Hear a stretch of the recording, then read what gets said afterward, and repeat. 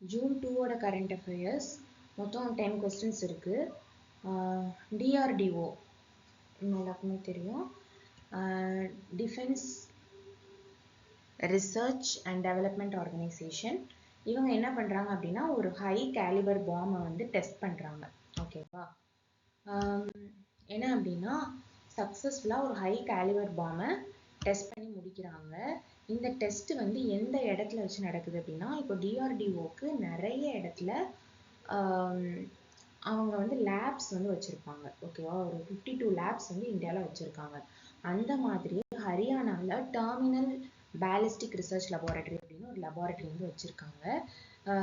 இதோட லொக்கேஷன் வந்து ராம்கர், பஞ்ச்குலா அப்படிங்கிற டிஸ்ட்ரிக்ட் ஹரியானாவில் இருக்குது.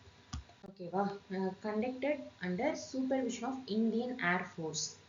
ஸோ இந்தியன் ஏர்ஃபோர்ஸ் அவங்களோட சூப்பர்விஷனுக்கு கீழே தான் இந்த பாம்பை வந்து டெஸ்ட் பண்ணுறாங்க இந்த லேப்ல வச்சு.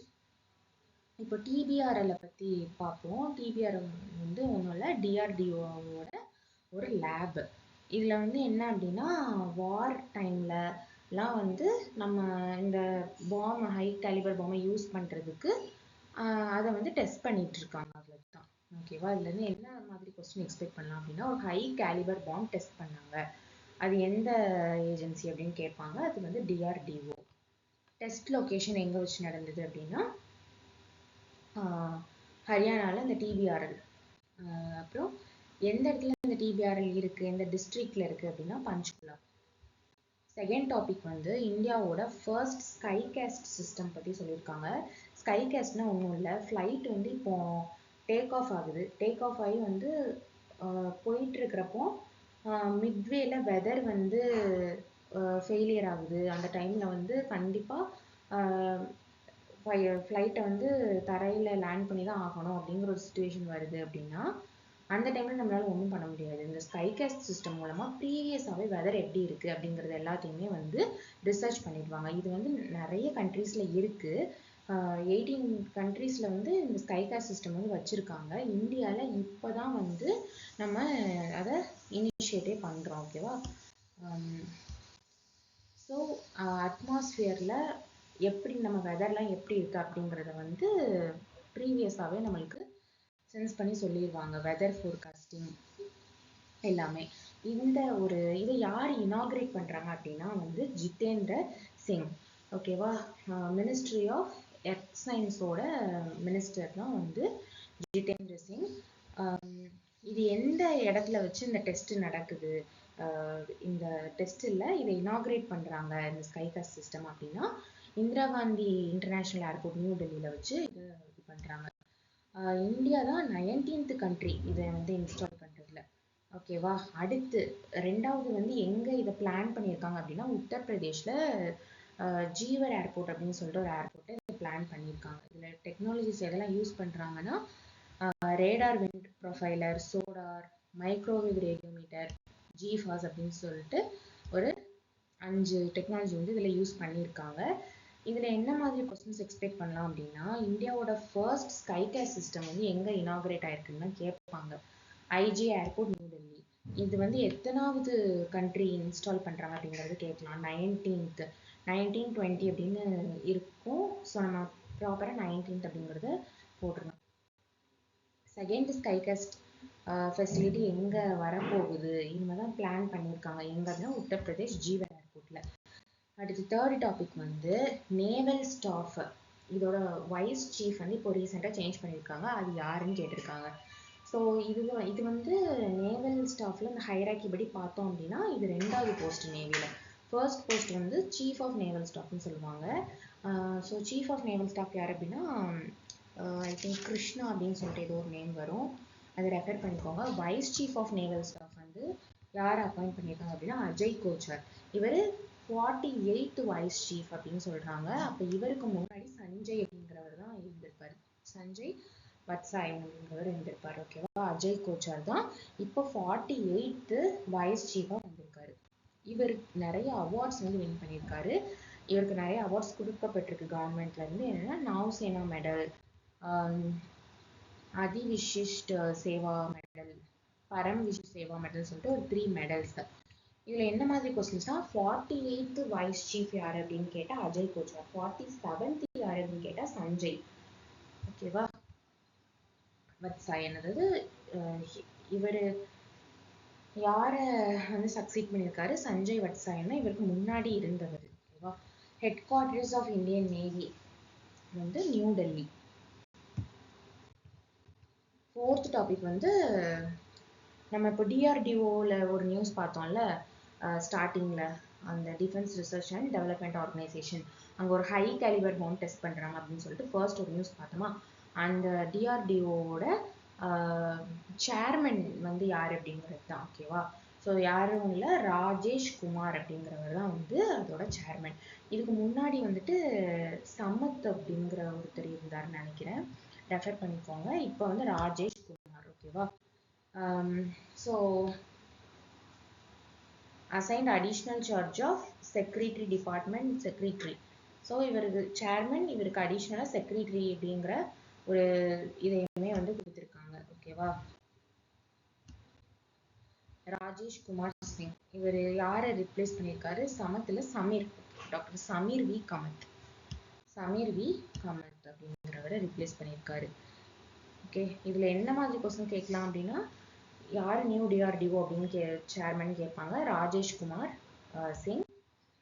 யாரை ரிப்ளேஸ் பண்ணியிருக்காரு, சமீர் கமத். அதுக்கப்புறம் எப்போ இந்த டிஆர்டிஓ எஸ்டாப்ளிஷ் ஆச்சு அப்படின்னு கேட்கலாம், ஸ்டாட்டிக் ஜேகேல 1958. அப்புறம் 5th டாபிக் வந்து World soil Day farmer contest award. இது வந்து ஒரு இம்பார்ட்டண்டான கொஸ்டின். இது வந்து தமிழ்நாடு ரிலேட்டட் கொஸ்டின். என்னன்னா, இந்த அவார்டை கொடுத்தது வந்து FAO தான், அது ஒரு ஃபாரின் ஆர்கனைசேஷன் தான். ஓகேவா. எதனால இவருக்கு வள்ளுவன் அப்படிங்கிற ஒரு ஃபார்மருக்கு தான் இந்த அவார்டு வந்து போயிருக்கும். 3rd ப்ரைஸ் வந்து அவருக்கு கொடுத்துருப்பாங்க, வள்ளுவன் வதவள்ளி தங்கவேல். ஓகேவா. இவர் வந்து பொள்ளாச்சியில் உள்ளவர். இவர் வந்து ஒரு ஃபார்மில் ஒரு தோப்பு வந்து வச்சிருப்பாரு. அந்த தென்னந்தோப்பு வந்து வறட்சி காரணமா வந்து அவருக்கு வந்து பெரிய நஷ்டமாயிருக்கும். இவர் வந்து காவேரி காலிங் அப்படின்னு சொல்லிட்டு ஒரு இனிஷியேட்டிவ் வந்து ஈஷா ஃபவுண்டேஷன் வச்சு நடத்துறாங்களா, அந்த ஃபவுண்டேஷன்ல இவர் ஜாயின் பண்ணி அந்த மரங்கள், அவங்க சொன்ன மாதிரி நிறைய மரங்கள் நட்டு, அதுக்கப்புறமா மில்லட்ஸ்லாம் நிறைய விதைச்சு, அந்த மாதிரி அவரோட ஃபார்மை வந்து யூஸ் பண்ண ஆரம்பிச்சு, அது மூலமா அவர் வந்து ஒரு மந்த்துக்கு எவ்வளோ லேக்ஸ் வந்து டேர்ன் ஓவர் வந்து அவருக்கு கிடைச்சிருக்கும். ஸோ அதனால அவருக்கு வந்து இந்த ஒரு அவார்டை வந்து கொடுத்துருப்பாங்க. World soil day December 5. So world soil டேக்குள்ள ஒரு ஈவெண்ட் தானே இது. வேர்ல்ட் சாயில் டே என்னைக்கு அப்படின்னா டிசம்பர் 5. ஓகேவா. ஸோ என்ன அவார்டு அப்படின்னா 3rd prize in world soil day 2024 farmer கண்டெஸ்ட்ல இவருக்கு வந்து கிடைச்சிருக்கு. Awarded by FAO and global social partnership. So இவங்க 2 பேர் பார்ட்னர்ஷிப்ல தான் இதை வந்து இது கொடுக்குறாங்க. Global soil. ஓகேவா. FAOனா ஃபுட் அண்ட் அக்ரிகல்ச்சர் ஆர்கனைசேஷன். இதோட ஹெட் குவார்டர்ஸ் வந்து ரோம்ல இருக்கு. இம்பார்ட்டன்டான ஒரு ஃபேக்ட் என்னன்னா, associated with Isha foundation, Kaveri calling initiative. Expected questions என்னெல்லாம் இருக்கும், 3rd ப்ரைஸ் யாருன்னு தான் கேட்பாங்க. Of course farmer Valluvan. அப்புறம் இது யாரு, எந்த ஸ்டேட் அப்படின்னு கேட்கலாம், தமிழ்நாடு. என்ன இனிஷியேட்டிவ்னா காவேரி காலிங். அதுக்கப்புறம் 6th டாபிக் வந்து இந்தியன் ஹஜ் மிஷன் வின்ஸ் லபைட்டம் அவார்டு. இந்த லபைட்டம் அவார்டு வந்து சவுதி அரேபியாவில் கொடுக்குற ஒரு அவார்டு. எல்லாரும் முஸ்லிம்ஸ் எல்லாருமே வந்துட்டு ஹஜ் அப்படின்னு சொல்லிட்டு ஒரு பயணம் போவாங்க மெக்காக்கு. இந்த இடம் வந்து சவுதியில தான் இருக்கு. ஸோ அங்கே சவுதியில இருக்கிற இந்தியா தூதரகம் அங்கே இருக்கும்ல, அவங்க வந்து எவ்வளோ ப்ராப்பராக எவ்வளோ நல்ல அரேஞ்ச்மெண்ட்ஸ் பண்ணி உங்களுக்கு சேஃபாக வந்து அந்த இடத்துல கொண்டு வந்து சேர்த்து திருப்பியும் வந்து அவங்க நாட்டுக்கு போகிறதுக்கு ஹெல்ப் பண்ணுறாங்க. அந்த ஒரு இதுக்காக இந்த ஒரு அவார்டை வந்து சவுதி அரேபியா வந்து கொடுத்துருப்பாங்க, லபைட்டம் அவார்டு அப்படிங்கிறது. ஓகேவா. 2 லபைட்டம் அவார்ட்ஸ் வந்து இந்தியன் ஹஜ் மிஷனுக்கு கிடைச்சிருக்கும். ஓகே. ஸோ பெஸ்ட் ஹஜ், அந்த 2 அவார்ட்ஸ் என்னன்னா பெஸ்ட் ஹஜ் கோஆர்டினேஷன், எப்படி கோஆர்டினேட் பண்ணுறாங்க ஹஜ் அப்படிங்கிறது. இன்னொன்று வந்து கம்யூனிகேஷன். இது வென்யூ வந்து சவுதி அரேபியா. நான் சொன்ன மாதிரி தான். இம்பார்ட்டன்ட் ஃபேக்ட் என்ன அப்படின்னா, இந்த பில்கிரிமுக்கு 2026 1.75 lakh பீப்புள் வந்து பெர்ஃபார்ம் பண்ணியிருப்பாங்க ஹஜ் இன் 2026. அதுக்கப்புறம் இதில் என்ன கொஸ்டின்ஸ் எக்ஸ்பெக்ட் பண்ணலாம் அப்படின்னா, 2 லபைட்டம் அவார்ட்ஸ் எந்த மிஷனுக்கு கிடைச்சிருக்குன்னு கேட்பாங்க. இந்தியன் ஹஜ் மிஷன். இன்னொன்று வந்து யாருக்கு அவார்ட்ஸ் யாரு கொடுத்தாங்க அப்படின்னா சவுதி ஹஜ் மினிஸ்ட்ரி தான் வந்து கொடுத்துருப்பாங்க. அந்த கேட்டகரி வந்து இதுதான். ஓகேவா. 7th டாபிக் வந்து நித்தி ஆயோக் ரிப்போர்ட். நித்தி ஆயோக் நிறைய ரிப்போர்ட் வந்து ரிலீஸ் பண்ணுவாங்க. இப்போ அவங்க வந்து செமிகண்டக்டரை பற்றி ஒரு ரிப்போர்ட் வந்து ரிலீஸ் பண்ணியிருக்காங்க. செமிகண்டக்டர்னா என்ன அப்படின்னா, நம்ம யூஸ் பண்ணுற லேப்டாப்ல இருந்து மொபைல் ஃபோன்ல இருந்து உள்ள பார்ட்ஸ் எல்லாமே செமிகண்டக்டரால தான் வந்து மேட் ஆயிருக்கும். சின்ன சின்ன சிப்பாக இருக்கும் க்ரீன் கலரில். இது எல்லாமே செமிகண்டக்டரால தான் வந்து மேட் ஆயிருக்கும். ஸோ அதுதான் வந்து நித்தி ஆயோக் வந்து ஒரு ரிப்போர்ட்டாக வந்து இது பண்ணியிருக்காங்க. அந்த ஃபியூச்சர் ஆஃப் இந்தியாவே செமிகண்டக்டரை பேஸ் பண்ணி தான் இருக்குது. ஓகேவா. ஸோ அவங்க ரிப்போர்ட்டே என்னன்னா future of India semiconductor industry அப்படிங்கிறது தான்.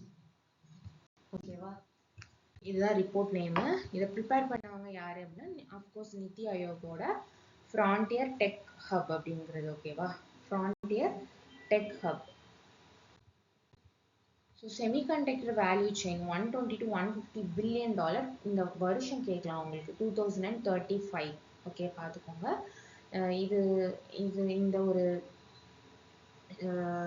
Amount value chain worth 120 to 150 billion dollar வந்து எப்போ நம்ம இது பண்ண போகிறோம் அச்சீவ் பண்ண போகிறோம்னா by 2035. Self-sufficiency of 35 to 50% domestic chip demand. Okay. So நம்மளுக்கு எவ்வளோ டிமாண்ட் இருக்குது அப்படிங்கிறதையும் வந்து இதில் கொடுத்துருக்காங்க. 35 to 50% வந்து நம்மளுக்கு டிமாண்ட் இருக்குது.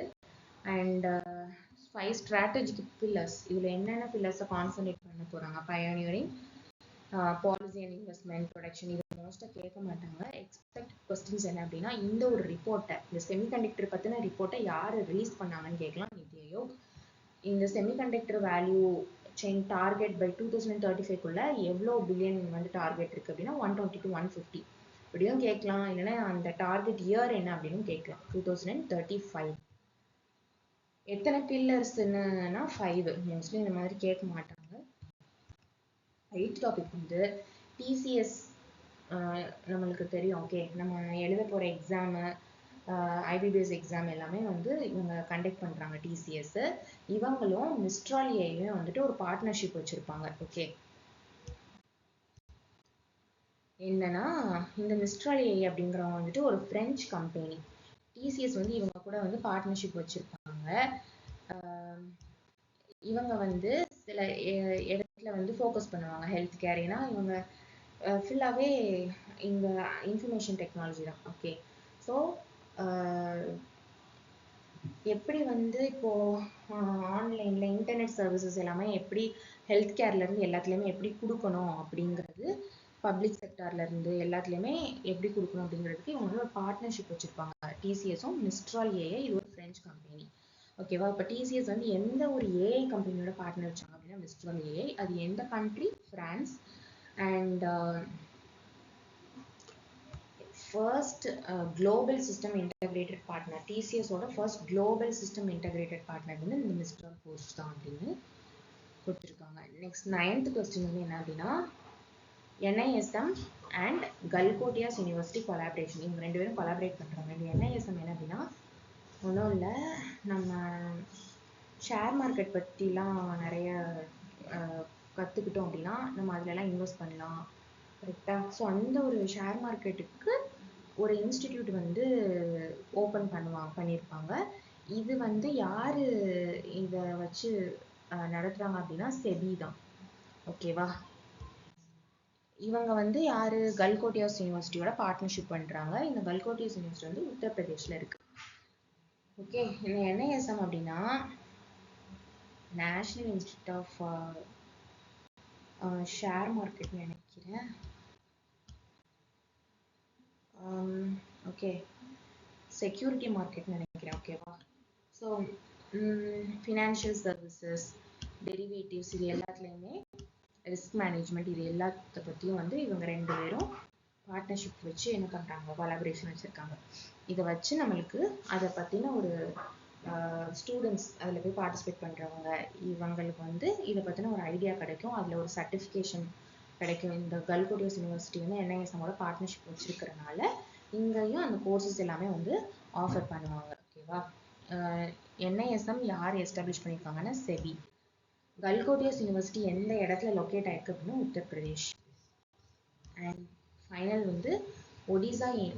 இந்த 3 பேரும் வந்து பார்ட்னர்ஷிப்ல இருப்பாங்க. ஒடிசா, இன்டெல், அதுக்கப்புறம் 3D கிளாஸ் சொல்யூஷன். ஓகேவா, இவங்க 3 பேரும் பார்ட்னர் வச்சிருக்காங்க. ஒடிசா கவர்மெண்ட், இன்டெல் கார்பரேஷனும் 3D கிளாஸ் சொல்யூஷன் யூஎஸ்ஏவோட ஒரு கம்பெனி. ஓகே, இவங்க 3 பேரும் பார்ட்னர்ஷிப் வைக்கிறாங்க. ஓகேவா, ஸோ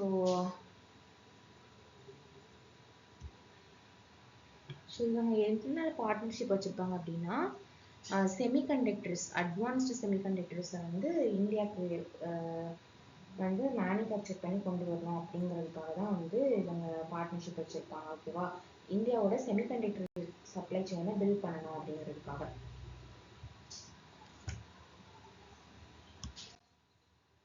ஸோ